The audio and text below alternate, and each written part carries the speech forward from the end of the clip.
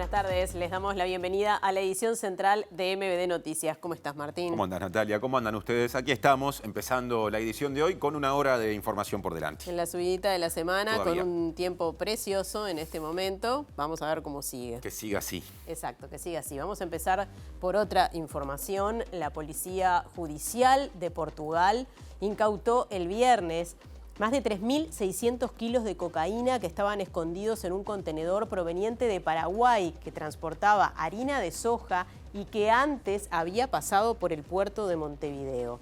3 ciudadanos portugueses fueron arrestados durante estos procedimientos que se concretaron en el marco de una operación denominada Tártaro, por la que unas semanas antes ya se habían decomisado unos 2.952 kilos de cocaína. Las autoridades de Portugal, ¿no?, el país donde el cargamento se detectó, estimaron que la droga decomisada tiene un valor cercano a los 195 millones de dólares y aseguraron que es la mayor incautación de este año en ese país. El presidente de la Administración Nacional de Puertos de Uruguay, Juan Curbelo, no se refirió al caso específico, pero aseguró que será importante para Uruguay la próxima habilitación de 3 nuevos escáneres. Y el senador frente amplista, Charles Carrera, en cambio, criticó que esos 3 artefactos estén aún en un depósito desde mayo, según dijo, y sin ser usados. Bueno, tendremos el desarrollo de esta información, pero hay mucho más. Vamos a repasar los titulares de hoy. Se inauguró el puerto pesquero de Capurro, que tiene capacidad para 50 embarcaciones. Una delegación de la Intergremial de Sindicatos Marítimos abordó a la calle Pou y acusó a la Cámara de Industrias Pesqueras de haber hecho un lockout patronal de 8 meses. El Senado aprobó un proyecto que establece el cese de subsidios a personal político condenado por delitos tras los hechos de corrupción ocurridos en la Intendencia de Artigas. El proyecto deberá volver a la Cámara de Representantes, donde se espera una pronta aprobación. El Ministerio de Educación y Cultura presentó este martes los resultados de la prueba docente acreditado, por la que se habilitó a docentes en ejercicio a presentarse al mecanismo de reconocimiento universitario de sus títulos. En la Sala Citarrosa y con entrada gratuita tendrá lugar la ceremonia de apertura del Festival de Cine sobre Diversidad Sexual, conocido como Llamale H, que se extiende desde hoy y hasta el 29 de noviembre. El Instituto Cuesta Duarte presentó informes técnicos sobre la reducción de la jornada laboral realizados por investigadores del proyecto Saberes en Acción, impactos esperados y apuntes para la discusión en la columna de Economía. El delantero Luis Suárez se despide de la selección uruguaya de fútbol. MBD Noticias le preguntó a la gente qué siente y obtuvo respuestas diversas. Fuentes presidenciales adelantaron que en las próximas horas podría concretarse una reunión virtual entre la calle Pou y la líder opositora venezolana María Corina Machado. Estados Unidos, la Unión Europea y al menos 9 países latinoamericanos expresaron su rechazo a la orden de arresto dictada por la justicia de Venezuela contra el candidato opositor Edmundo González Urrutia, quien ha denunciado fraude y asegura ser el ganador de las elecciones presidenciales del 28 de julio. El gobierno ucraniano denunció que más de 40 personas murieron y al menos 200 fueron heridas en la ciudad de Poltava, ubicada en el centro del país, luego de uno de los ataques más importantes lanzados por Rusia en lo que va de la guerra. Recuerden que también nos pueden ver a través de tvciudad.uy, de la transmisión en vivo mediante el canal de YouTube de TV Ciudad. Esa es otra vía. Y la tercera que siempre recordamos en el comienzo es radial, Uniradio, 107.7 de FM en Montevideo y el área metropolitana y su página web, uniradio.edu.uy. Ahora, adelantos desde exteriores. Sí, Martín, y empezamos por la noticia de portada, esta incautación importante de cocaína en Portugal que pasó por el puerto de Montevideo. Martín Duarte con repercusiones políticas. Martín, un adelanto. Natalia, Martín, vamos a estar conversando en algunos minutos con el senador Charles Carrera a propósito de esta información, de esta casi 3,5 de toneladas, 3.600 kilogramos de cocaína incautado en Portugal, donde hay 3 personas detenidas. Se presume que el cargamento que estaba justamente en cajas de soja, partió desde Paraguay, pasó por el puerto de Montevideo y fue justamente hallado en Portugal. En algunos minutos venimos con más repercusiones políticas del tema. Ahora móvil cultural con Julieta Núñez Tomás en la Sala Citarrosa porque se presenta el festival Llamale H, Julieta. ¿Cómo estás, Nati? Así es, se presenta el Festival Llamale H aquí en la Sala Citarrosa. Septiembre es el mes en el que los derechos por la diversidad salen a la calle en todas sus expresiones. Una muy importante es la expresión artística. En ese sentido es que desde hace muchísimos años el Festival Llamale H viene desde el cine y desde otras artes que tienen que ver con lo visual, trayendo a Montevideo y a distintas partes de nuestro país estas ganas de compartir en diversidad. Y vamos a estar hablando dentro de unos minutitos nada más con organizadores de esta fiesta que nos van a contar qué es lo que vamos a poder ver en este festival aquí en Montevideo. Durante el acto de inauguración del puerto pesquero de Montevideo, en el barrio de Capurro, en la bahía montevideana, integrantes de la Intergremial de los Sindicatos Marítimos y de la Cámara de Industrias Pesqueras del Uruguay discreparon con respecto a la situación del sector, pese a que hace poco tiempo una serie de convenios le pusieron fin a un periodo de unos 8 meses durante los cuales la mayor parte de la flota pesquera estuvo paralizada. Que tomó el gobierno para lograr sacar a la pesca de la situación que estaba son primero transitorias, algunas son 6 meses, otras son de 1 año y son menos, algunas aplican para algunos barcos y otros no. Digamos unas reivindicaciones donde el sector de la pesca que venimos sufrimos un lockout patronal de 8 meses. Bien, y comenzamos el desarrollo de la información con este tema que surgió el día de hoy, pero que ocurrió el viernes. Se incautaron en Portugal más de 3.600 kilos de cocaína que fueron escondidos en un cargamento de soja y que pasaron por el puerto de Montevideo tras ser enviados desde Paraguay. La diaria informó que el contenedor en cuestión fue sometido a escáner en el puerto de Montevideo, fue controlado por esa vía, pero el presidente de la Administración Nacional de Puertos, de la que no depende el control, porque depende de aduanas, consultado, prefirió no hablar específicamente del caso. Yo reconozco el trabajo que lleva adelante la Dirección de Aduana, la Prefectura Nacional Naval, el volumen y el movimiento que pasa por el puerto de Montevideo, por suerte es mucho. Hoy lo decíamos, comparado con el año 2019, ha aumentado un 50% el movimiento de contenedores. Siempre es bueno mejorar la seguridad y los controles de la mercadería que pasan por nuestro puerto, por eso es una muy buena noticia la próxima incorporación de estos 3 escáneres de última generación, que obviamente van a mejorar lo que tiene que ver con la seguridad. Hay un trabajo por delante que tiene que llevar adelante, reitero, la Dirección de Aduana, la Prefectura, en aumentar los controles. Creo que estamos en el camino correcto. Y bueno, estos nuevos escáneres de última tecnología yo creo que van a apuntalar y a mejorar los controles que suceden en todos los puertos del mundo. No se controla toda la mercadería, sino que hay análisis de riesgo. Bueno, nosotros desde nuestro punto de vista estamos para ayudar y para colaborar en lo que sea la mejora en la infraestructura y lo que sea la mejora de los controles, porque siempre hablamos de un puerto eficiente, un puerto competitivo, un puerto con una altísima productividad, pero también es muy importante un puerto seguro. Presenta Antel. Antel cumple 50 años y lo festeja con 50% de descuento en sus planes móviles para empresas. Y en la oposición también se habla de los 3 escáneres recientemente adquiridos, pero se hacen valoraciones diferentes a las de Curvelo. De esto el móvil que sigue y que ya presenta Martín Duarte. Gracias, Martín. Fue una de las primeras valoraciones que hizo en la red social X el senador Charles Carrera, haciendo referencia a los escáneres y también estas declaraciones que escuchábamos de Curvelo, donde él señalaba que en todos los puertos del mundo no se hacen controles a todo el cargamento. Bueno, qué reflexión, Charles, buenas noches en primer lugar, le merece esta situación, esta incautación en Portugal de esta cocaína que presuntamente partió de Paraguay, pasó por nuestro puerto y fue hallada en Portugal. Con mucha preocupación vemos esta situación. Lamentablemente volvemos a hacer noticia en el mundo, donde uno de los principales puertos de salida al Río de la Plata se ha transformado prácticamente en un hub regional para el narcotráfico. Y eso a nosotros nos tiene que preocupar. Nos tiene que preocupar porque hoy acá existen autoridades y existe un gobierno que no se hizo cargo de la situación, es decir, y que empeoramos en este tiempo. Los escáneres se prometieron que iban a estar instalados en mayo, si uno ve notas de prensa. Es decir, hoy están en un depósito. A partir de las comunicaciones públicas y de la anuncia de propio trabajo ustedes periodístico, hoy vemos una noticia de que en septiembre estaría, en los próximos días.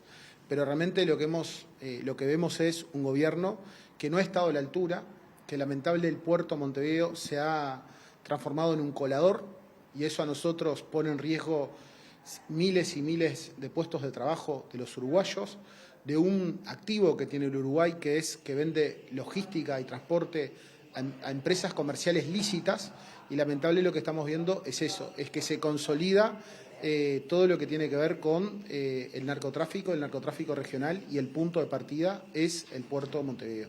Eso nos preocupa, y nos preocupa más escuchar expresiones tan omisas como escuchamos la expresión del presidente de la Administración Nacional de Puertos. Siempre lo señalamos. Esta administración de gobierno regaló el principal negocio del puerto de Montevideo por 12 periodos de gobierno, es decir, hasta el año 2081, a la empresa Catognatí, una concesión donde prácticamente no existieron contrapartidas de seguridad. Es decir, ¿por qué en el momento que se estuvo negociando en secreto este acuerdo no se tomaron contrapartidas de seguridad para, en definitiva, proteger uno de esos activos del Uruguay, que es la logística? Porque eso daña la economía, y el puerto de Montevideo realmente se está transformando en un puerto sucio. Nos preocupa esas omisiones. El Frente Amplio o el Parlamento debería tomar cartas en el asunto. Quedan pocos días para lo que es el cese parlamentario en torno a las próximas elecciones, pero debería haber un llamado autoridades de aduanas que iniciaron una investigación en torno a este tema, y Fiscalía también. Yo lo que creo es que la justicia va a actuar, la Fiscalía va a actuar, porque al momento que salta esto, aparece en Portugal, se tiene que actuar. Yo creo que la principal cartas en el asunto tiene que tomar la ciudadanía. Hay que ver lo que dijeron estas autoridades que hoy están, lo que decían en el 2019 y hoy cómo no dicen. Es decir, lo que prometieron en el año 2019, cómo hoy no cumplieron con lo que prometieron. Habría que escuchar una persona que brilla por su ausencia, el director de inteligencia, que no sabemos a dónde está. Realmente no sabemos a dónde está el director de inteligencia, Lauro Garcés. Habría que escucharlo lo que decía en el 2019 y hoy que no está presente, es decir, que no sabemos qué actividad ha realizado, porque si algo en este tiempo pasó fue que empeoramos en materia de seguridad, empeoramos en materia de narcotráfico, y no lo decimos nosotros, lo dicen los propios expertos que contrató la Senaclaf para realizar los estudios y los análisis respectivos, Alejandro Montes de Oca, o, por ejemplo, los propios organismos internacionales, que te dice que la salida regional de la droga de Paraguay y Bolivia está saliendo por el puerto de Montevideo o por Rosario. Es decir, eso es lo grave, y esas son las medidas que se tienen que tomar. Y lamentablemente han sido omisos. Entonces yo lo que espero es que realmente haya un cambio y que cambiemos para mejor. Brevemente, para cerrar, ¿le merece alguna reflexión que Portugal, que ha detectado justamente este cargamento, en un momento donde está en debate el tema de los allanamientos nocturnos, sea uno de los países que no tenga allanamientos nocturnos y incautó esta droga? Mire, si las autoridades quisieran ahora ir a realizar un allanamiento al puerto de Montevideo, se puede hacer. Es decir, acá hay que tener claro qué estamos discutiendo sobre los allanamientos nocturnos. Lo que está protegido por la Constitución es el hogar. El hogar es un sagrado inviolable, a donde hay una familia, donde hay comercio, en una pizzería, en un depósito. En el puerto de Montevideo se puede realizar un operativo ahora en la noche. Si quisieran hacer, lo pueden hacer.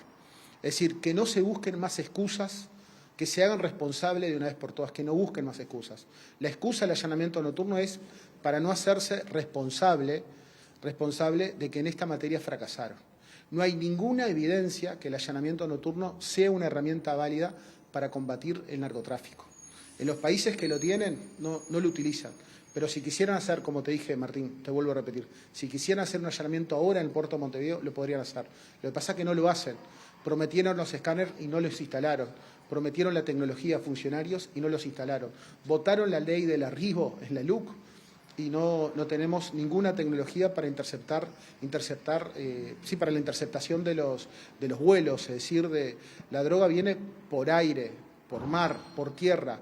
Es decir, acá existía un sistema de control vehicular que se dejó sin efecto el CITRAC, que podría controlar.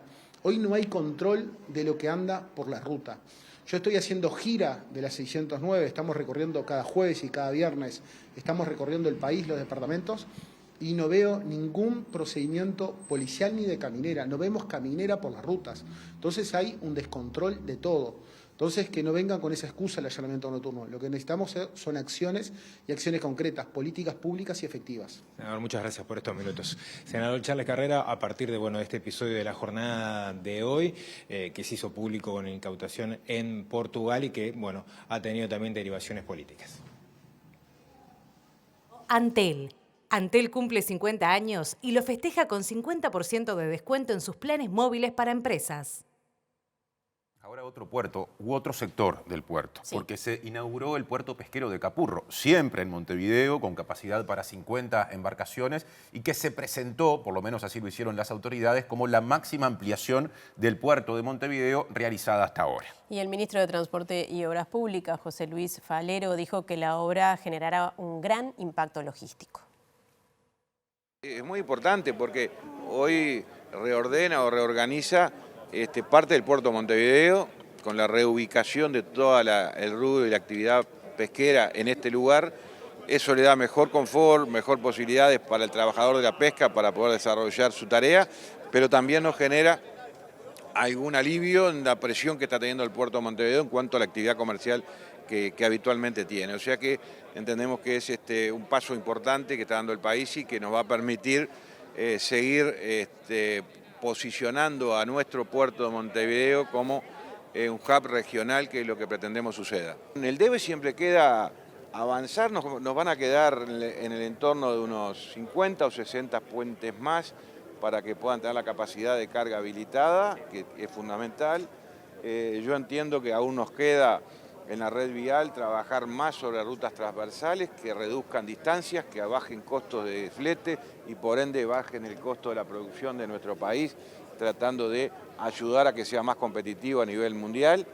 Y también nos quedan temas que tienen que ver con el control vehicular, que sin dudas ustedes sabrán que ya tenemos el decreto redactado, donde se va a generar un control con la nueva tecnología que hoy tenemos, aprovechando de ella y tratando de tener claramente delimitado por dónde transita la carga en nuestro país, por qué rutas, dónde hay que hacer intervenciones a futuro, que sin duda es un paso que se va a estar terminando en este periodo, en este año, ¿no? Bien, y seguimos en tema porque el presidente de la Cámara de Industrias Pesqueras del Uruguay, Juan Riva Zucchelli, dijo que la pesca está trabajando con normalidad debido a la firma de varios convenios de distintas empresas con trabajadores y trabajadoras que permitió superar un periodo de varios meses durante los cuales buena parte de la flota estuvo paralizada. Claro, de todos modos auguró que puede haber dificultades de nuevo en verano cuando termine la zafra que se desarrolla en invierno en la pesca. Lo que hay es que las medidas que tomó el gobierno para lograr sacar a la pesca de la situación que estaba son primero transitorias, algunas son 6 meses, otras son de 1 año y son menos, algunas aplican para algunos barcos y otros no, y estamos trabajando con las autoridades para poder unificar, porque eso hace difícil incluso la aplicación. Lo que nosotros sabemos es que estas medidas, que son bastante menos de lo que nosotros esperábamos, se van a necesitar hacer ajustes para poder trabajar fuera de zafra. Hoy, a pesar del día lindo, estamos en invierno, es la zafra de todas las especies que pesca Uruguay y es un momento bueno para la pesca, pero después cuando venga el verano y las capturas son mucho menores, ahí los costos se hacen realmente mucho más altos y vamos a estar en dificultades nuevamente. El presidente de la Cámara de Industrias Pesqueras se mostró conforme con el nuevo puerto de Capurro porque está muy bien hecho, dijo, y permitirá bajar los costos. Es un aliciente en esta situación que está la pesca, que ustedes ya conocen, que estamos con muchas dificultades de hace muchos años, por lo menos trabajar en este puerto nuevo y que no tengamos los costos que teníamos anteriormente en el puerto de Montevideo, digamos, por la ineficiencia que producía de trabajar en muelles que no eran los adecuados, eso va a ser muy bueno para el futuro de la pesca. En este contexto, en el acto que se hizo en Capurro, una delegación de la Intergremial de Sindicatos Marítimos abordó al presidente Luis Lacalle Pou y ante él acusó a la Cámara de Industrias Pesqueras, que representa a Riva Zucchelli, a quien recién vimos y escuchamos, de haber hecho un lockout patronal durante 8 meses. Y reclamaron protección al empleo nacional en el sector mercante y a los recursos pesqueros, y el mandatario se mostró abierto a recibir al colectivo, pero dijo que tiene sus diferencias. Llegamos a unas reivindicaciones donde el sector de la pesca que venimos sufrimos un lockout patronal de 8 meses, en donde nunca nos recibió el gobierno con todas las reivindicaciones. También estamos reivindicando la ley 19.078 y la 12.091 que no se cumplen, que es donde los waivers se dan sin tripulación uruguaya. Son barcos extranjeros que trabajan en aguas nacionales y los uruguayos no los tripulamos. Y hay leyes que aplican donde no se están aplicando. Y bueno, y queríamos cambiar alguna ley también. Exactamente, cambiar una modificación, una mejor interpretación, en donde acá es el documento que lo tenemos bien explicado. Y bueno, como ese era un momento adecuado que nos podíamos juntar con ustedes, se lo hacemos llegar. Nos tiene preocupadas dos cosas. Las prospecciones sísmicas y lo que va a afectar a la pesca en general. Entendemos que ahí está la lápida de la pesca. Y también la mano de obra nacional que no se refleja ni en los contratos del Estado ni en los privados. Digo, eso es una cosa. Trabajo para los marinos uruguayos es lo que estamos reclamando. Lo solicitamos hace 4 años discutir con ustedes ese tema y no nos fue atendido. Hablar un poquito. Yo seguramente tenga otra visión de algunas cosas, capaz que la tengo que hablar, capaz que los problemas de la pesca sean eso más otros. Y creo que hay responsabilidad de todo el mundo. Tomo la orden. Dale. Muchas gracias. Agenda cultural de septiembre, mes de la diversidad, reaparece Julieta Núñez Tomás en la edición central de MBD Noticias. ¿Cómo estás, Martín? Sí, aquí ya adentro de la Sala Citarrosa, porque está en unos minutitos nada más y media, está planificado que arranque la inauguración del Festival Llamale H en Montevideo y estamos justamente con el director de este festival, Cote Romero, que nos va a comentar cuáles son justamente cuál es la agenda que tiene en esta instancia y qué es lo que tiene para compartir Llamale H. Buenas noches. Bueno, como dijeron, estamos por arrancar acá la Sala Citarrosa. Quien esté cerca y tenga ganas, todavía están a tiempo de acercarse. Es la inauguración de la 19ª edición de Llamale H, que vamos hasta el 29 de septiembre, con una programación de muchos países, en muchas salas, y en el poco tiempo que tenemos ahora es casi que imposible. Así que entren en nuestras redes sociales, Llamale H, nos siguen, activan las notificaciones y a disfrutar de este mes de la diversidad a tope de la mano de Llamale H. ¿Qué es lo que se va a poder ver? Títulos de más de 12 países. La novedad es que mañana comenzamos la señal de streaming de TV Ciudad con un programa que Celebremos Más, es el nombre, un programa de actualidad, activismo, la agenda de cultura y mucho humor sobre todo. Los sábados de septiembre en TV Ciudad a las 10 de la noche, un ciclo de cine y lo más importante que desde todo el país pueden acceder de manera gratuita a través de la plataforma Más Cinemateca, aparte de nuestra programación. Decíamos recién un clásico. ¿Cuál es la experiencia que han recogido en estas ediciones anteriores? Cada edición es un mundo, cada día es un mundo. Hay gente que está llegando del exterior, gente que se acerca de varias partes de la ciudad, que nos escriben de todas partes del país cómo pueden acceder. Y la verdad que es muy gratificante y cada año se aprende mucho. Y es imposible, como me preguntaban, ¿cuál creen que ha sido el aporte del festival? Es incuantificable porque la verdad que es mucho y por suerte seguimos haciendo y queda mucho por hacer. Hace años que Llamale H presenta el arte como parte del activismo en pos del reconocimiento de todos los derechos de la diversidad sexual. ¿Sigue siendo una herramienta valiosa en este momento? Sí, de hecho el arte de este año, que bueno, lo verán en la pantalla, está en todas nuestras redes, que lo hizo Leandro Bustamante, quiero agradecerle a El Reina una vez más. Es una de las expresiones artísticas que fue un trabajo muy cuidado y será quien nos acompañará todo el año. El cine es otra de las expresiones, las charlas también tendrán su lugar, los talleres de formación. Es mucho, por eso insisto, en nuestras redes sociales van a encontrar todo muy detallado y ordenado y cualquier cosa nos escriben que estamos para contestarles. ¿Con qué criterios se seleccionaron las películas? Principalmente buen cine. La idea es apostar a la calidad de las realizaciones audiovisuales en clave latinoamericana. Si bien tenemos contenidos también de Europa y Norteamérica, el cine latinoamericano ocupa un rol central en nuestro festival. Es así el ciclo que tienen en TV Ciudad, es así el jurado. Nuestro cine es un cine latino y también ponderamos las realizaciones regionales. ¿Cuánta gente esperan? Y mirá, no sé, son muchas porque incluso tenemos hasta fiestas y aprovecho. Sábado 7, están por ahí los amigos de Living que acaban de llegar, que es un clásico, es ya como nuestra segunda casa. Polié y Hugo Prato, sábado después de las 18 horas, una propuesta artística hermosa que también en las redes está toda la info. Repetime por favor cómo podemos acceder. Llamale H. Nos encuentran en Facebook, Instagram, YouTube y mañana seguimos con este nuevo programa que, es un nuevo puntapié, un nuevo proyecto. Muchas gracias a ustedes.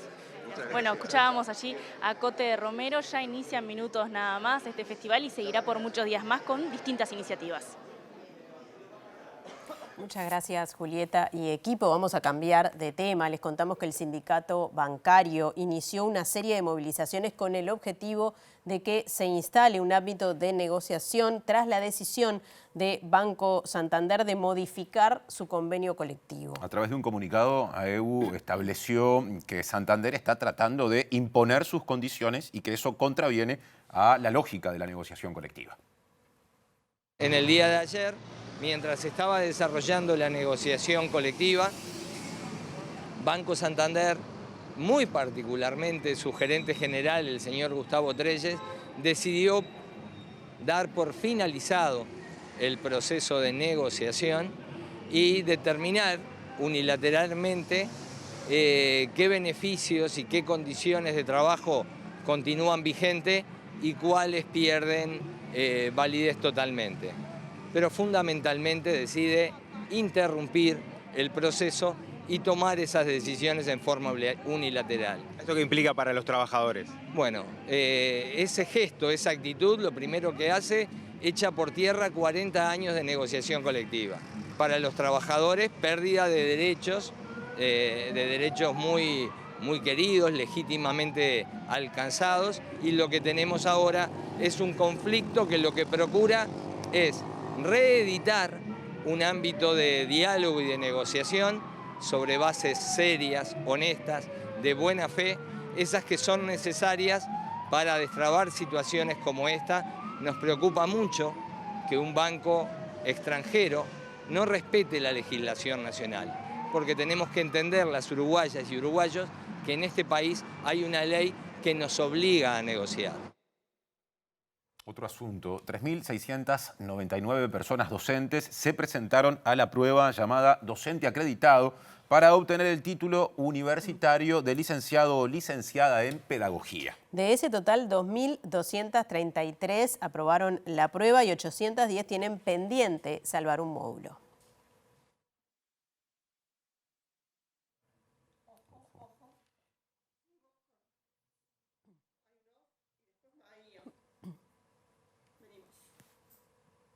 Bueno, bien, vamos a seguir con otra información. Les contamos que el Senado aprobó por unanimidad el proyecto de ley que establece el cese del pago de subsidios a personas con cargos políticos que sean condenadas por cualquier delito. El proyecto había sido aprobado previamente en la Cámara de Representantes y la discusión en la Cámara Alta se retomó tras las recientes condenas a jerarcas o ex jerarcas de la Intendencia de Artigas. La propuesta plantea el cese de subsidios al personal político o de particular confianza que resulte condenado por delitos de corrupción o contra la administración. La iniciativa tuvo algunas modificaciones menores, por eso deberá volver a la Cámara de Representantes, donde se espera su aprobación. El subsidio fue creado en 1991, está previsto que se extienda por un año y equivale al 85% de los saberes en función tras dejar el cargo. Se propuso con el argumento de que las personas que se dediquen exclusivamente a la actividad pública, luego de desvincularse del cargo, puedan nuevamente involucrarse en el mercado laboral. Según publicó La Diaria, tanto el exintendente de Artigas, Pablo Caram, como su suplente y exdiputada nacionalista, Valentina Dos Santos, aún pueden acceder a la compensación, pero por el momento no la solicitaron. A partir de la entrada en vigencia de la nueva norma, no podrían acceder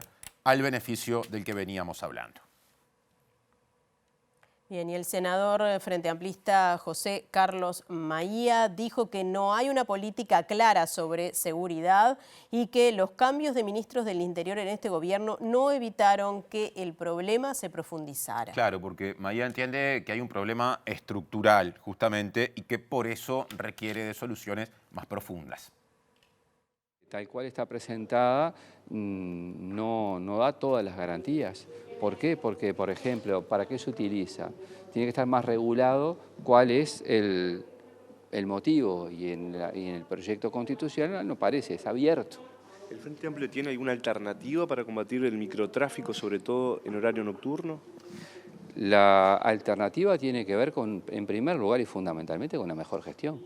Yo creo que acá las herramientas que tiene el Estado son suficientes, aunque perfectibles, pero la clave es la gestión. Si vos tenés una mejor gestión y además la gestión tiene una visión distinta a la que hoy está aplicada, podás obtener mejores resultados.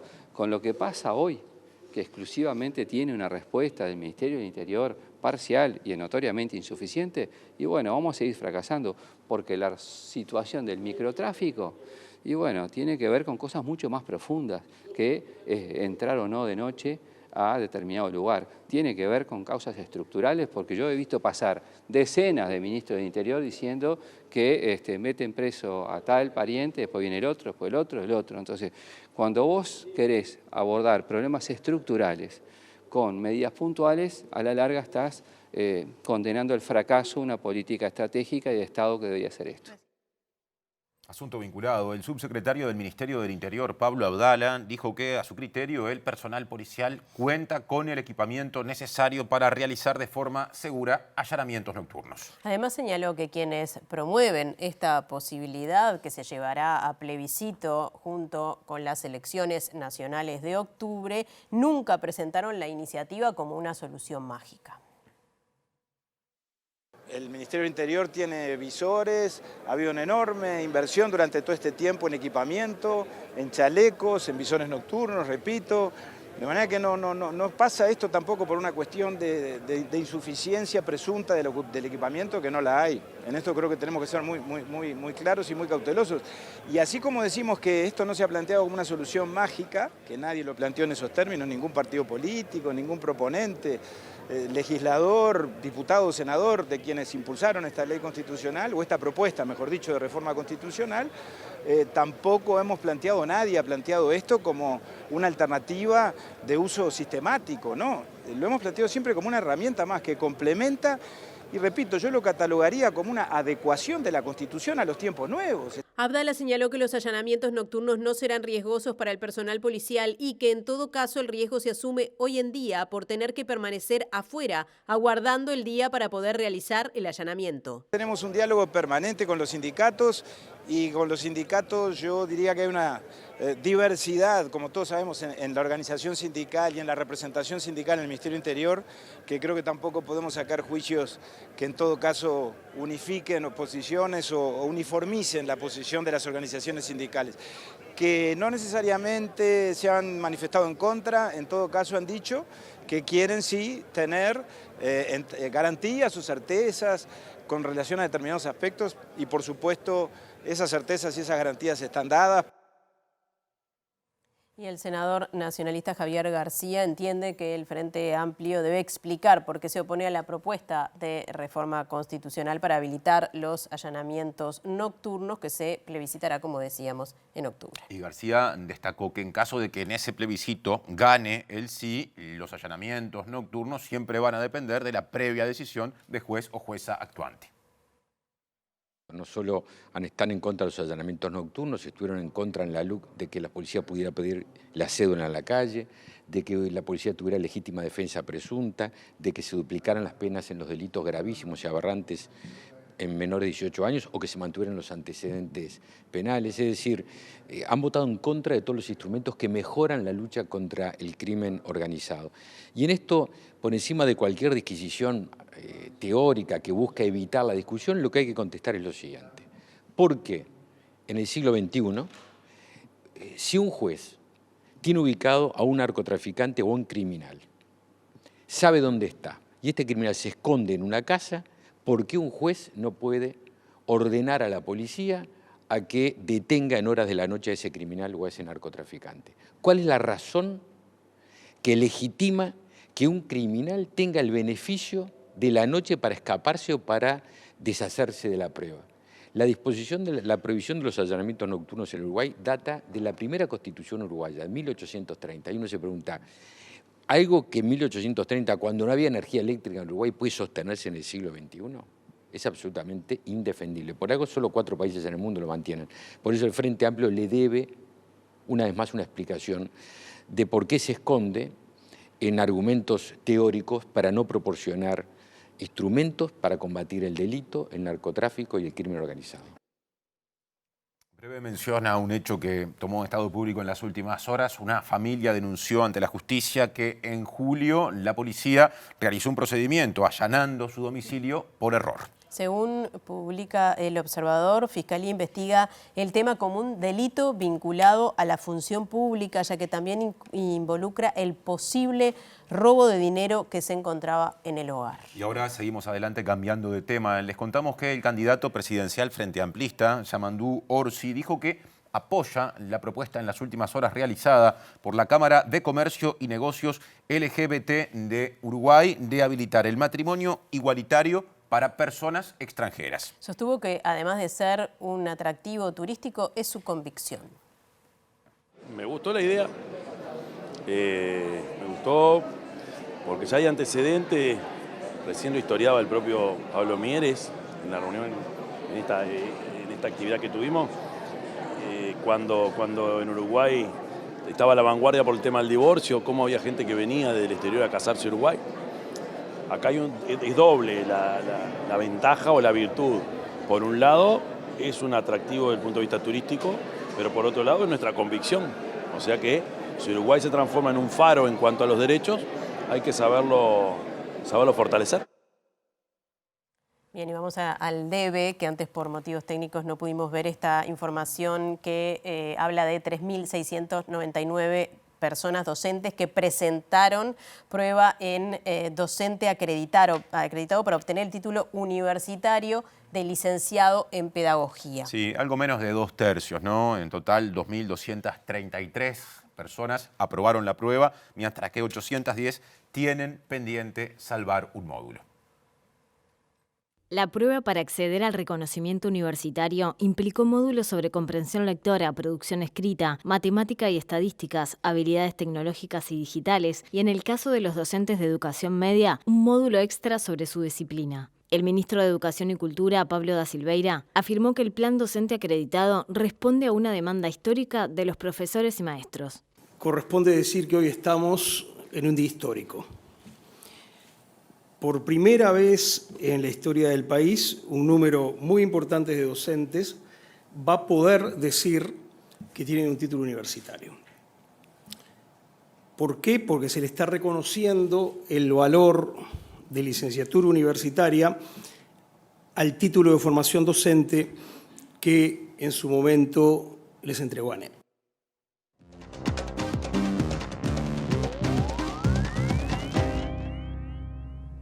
Bien, hoy recibimos a Germán de Agosto, al economista, porque es la columna de análisis económico, Germán, y vamos a hablar de este gran tema que está sobre la mesa, muy actual, que es la reducción de la jornada laboral.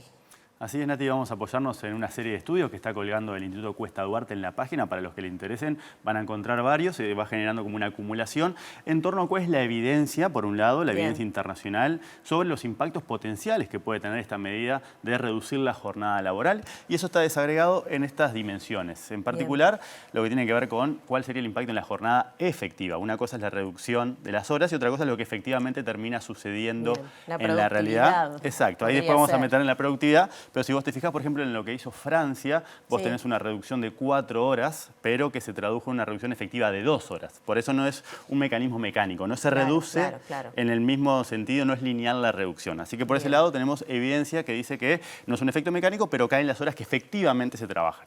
¿Sí? Después tenemos bienestar y satisfacción. En los estudios que han hecho en otros países, a partir de las experiencias de reducción de la jornada laboral, lo que tenés es un mayor reporte de satisfacción, un mayor reporte de bienestar asociado a más tiempo para el ocio, más tiempo para formarse, más tiempo para dedicarse al conocimiento, más tiempo para el autocuidado, para balancear y conciliar el trabajo y la vida. De alguna manera, distintos estudios o distintas experiencias han arrojado buenos resultados en términos de esta dimensión.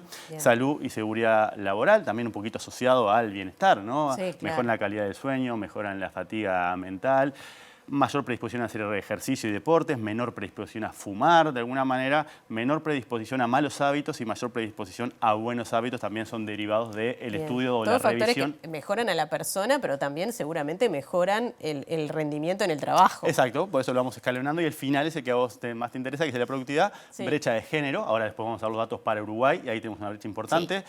Claudia Goldin, que fue la que ganó el premio Nobel el año pasado de Economía, que lo trajimos acá, justamente lo que sostiene es que hay un menor incentivo por parte de las empresas a recompensar las jornadas largas y eso ayuda a que las mujeres tengan una mayor y una mejor inserción al mercado de trabajo, o sea que también tendría impactos positivos sobre la brecha de género. Productividad, que es lo que vos señalás, los estudios que hay no son a nivel nacional, sino que se buscan en empresas, sectores, pero lo que uno pensaría es que hay horas que son las últimas horas o las horas marginales, como dicen los economistas, que no rinden lo que rinden las primeras, las últimas horas del viernes, por ejemplo. Entonces, la jornada, la reducción de la jornada no tendría una contraparte, una caída de productividad, sino todo lo contrario. Seríamos más productivos, más creativos, justamente asociado a todas las dimensiones que están antes.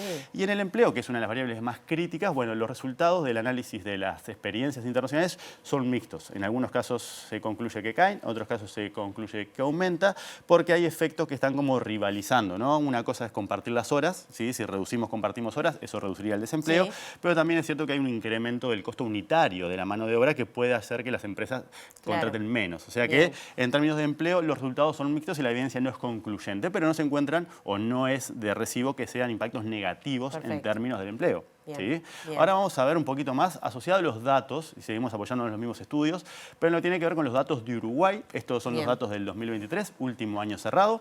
Acá lo que vemos en la gráfica básicamente es la distribución de los asalariados según cuántas horas de trabajo hacen a la semana. Estamos pensando en que hay 1.211.000 asalariados, ¿sí? Estas cifras son en miles. El 57%, que son 688.000, trabaja 40 horas o menos. Un dato que me sorprendió. Sí, ¿viste? Pensé que era mayor ese número. Bueno, es que viste que ahí va subiendo, ¿no? Entre 41 y 47 horas tenemos un 22% de los asalariados. Luego los que trabajan 48 horas, ¿sí? Es de lunes a sábados, ¿sí? Tienen un 13% de peso en el total de asalariados y el 8% trabaja más de 48 horas. En total, si sumamos todos los que trabajan más de 40 horas, tenemos que el 43% de los asalariados... Contra un 57. Contra un 57. Sí, estos son datos generales, pero si vamos a la siguiente placa, vamos a tener una desagregación asociado a uno de los temas que vimos que tiene que ver con el género, ¿sí? Porque acá tenemos lo que pasa con las mujeres, ¿sí? En un universo de 563.000 asalariadas mujeres, y allá con los hombres. Si te fijas, tenemos la misma lógica en la gráfica.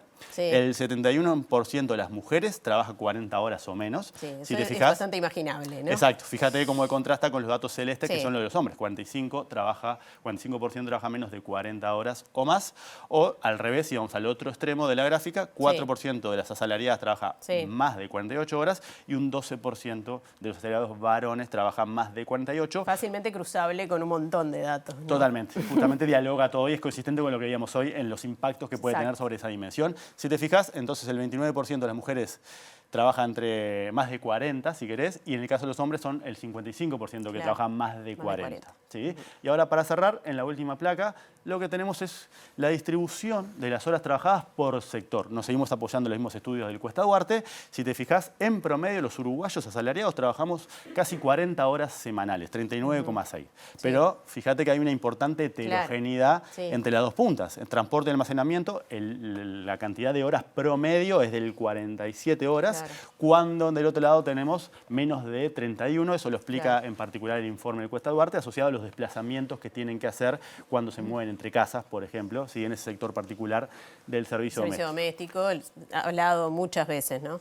Exacto. Y para tener una dimensión, el promedio mundial, según la OIT, es de 43 horas semanales, pero de vuelta, hay una relación entre el grado de desarrollo de los países y la cantidad de horas laborales. Los más desarrollados trabajan menos. Por eso ese 43% esconde también realidades heterogéneas. En Europa, los países europeos trabajan en promedio 37 horas y en Asia trabajan 47 horas. Fíjate la diferencia que hay entre unos y otros, o de alguna manera la relación que hay entre el nivel de desarrollo y lo que dedicamos al tiempo de trabajo en nuestra vida. Eso es una conclusión en sí misma. Eso es una conclusión. Es que de acá muchas son conclusiones en sí. Muchas gracias, Germán. Hasta la semana que viene. La semana que viene. Ya continúa Martín. Apenas para dar pase, porque está Diego Martini pronto, actividad cultural vinculada a una colectividad con candidatos presidenciales, o por lo menos uno, Diego. Sí, así es, Martín. Buenas tardes para todos. Nos encontramos en una actividad que da inicio hoy, organizada por B'nai B'rith en asociación con el Comité Central Israelita, donde se inicia el ciclo Dialogando o Diálogo con la Comunidad, en el que todos los candidatos presidenciales van a realizar la presentación de su programa de gobierno y van a responder preguntas además ante la comunidad judía uruguaya. Y hoy arranca con Yamandu Orsi, después va a ser recibido Álvaro Delgado, Guido Manini Ríos, Pablo Mieres y Andrés Ojeda. Así que bueno, se da este inicio de la actividad con Yamandu Orsi. Escuchamos parte de lo que dice. En la antesala del 2004 asumía el Frente Amplio y una expectativa lógica de lo que iba a pasar. Se disipó con el correr de los años, 3 periodos seguidos de gobierno frente amplista, donde algunas constantes generaron, me parece, la tranquilidad, y eso tiene que ver con el orden macroeconómico y el respeto por las reglas de juego establecidas. Dicho de otra forma, cuando un partido político llega al gobierno en Uruguay, lo más normal es que aplique las transformaciones instrumentadas por los gobiernos anteriores, las lleva adelante con las modificaciones lógicas de un perfil distinto, pero raro es que un partido político asuma después que otro, intentando desarmar lo construido. Puedo poner varios. Presenta Mercado Agrícola de Montevideo, en el corazón de un barrio donde late la ciudad. Mercado de Historias. Mercado de Historia.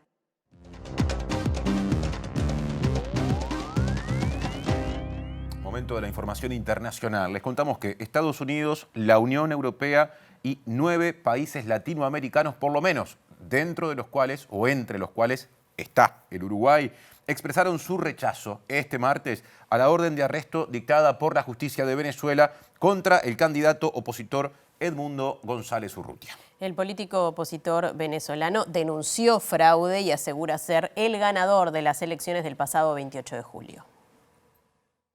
A través de un comunicado conjunto, Argentina, Costa Rica, Ecuador, Guatemala, Panamá, Paraguay, Perú, República Dominicana y Uruguay afirmaron rechazar de manera inequívoca y absoluta la orden de arresto emitida el lunes contra Edmundo González Urrutia y señalaron que el pedido de aprehensión cita supuestos delitos que no son más que otro intento de silenciar al señor González, desconocer la voluntad popular venezolana y constituye persecución política. Textuales palabras. Por su parte, el jefe de la diplomacia estadounidense para América Latina, Brian Nichols, indicó que Washington se suma a la creciente lista de aliados internacionales que condenan la orden de detención injustificada del opositor venezolano, mientras que el asesor en seguridad nacional de la Casa Blanca, John Kirby, afirmó que su país está considerando una variedad de opciones para demostrarle al señor Maduro y a sus representantes que sus acciones en Venezuela tendrán consecuencias, según dijo. La Fiscalía venezolana pidió el arresto de González Urrutia por presuntos delitos vinculados con los comicios, incluyendo desobediencia de leyes y conspiración, mientras que la oposición asegura que fue él quien ganó las elecciones presidenciales y publicó en una página web la copia de más de 80% de las actas de votación, según las cuales habría obtenido una mayoría contundente. Esa página es el foco de la investigación que llevó a la orden de arresto de González Urrutia, de 75 años y en la clandestinidad desde el pasado 30 de julio. Presentó Mercado Agrícola de Montevideo, en el corazón de un barrio donde late la ciudad. Mercado de Historias. Mercado de Historia. Bueno, termina así el primer bloque de MB Noticias, Martín. Pero a quedarse porque habrá más información.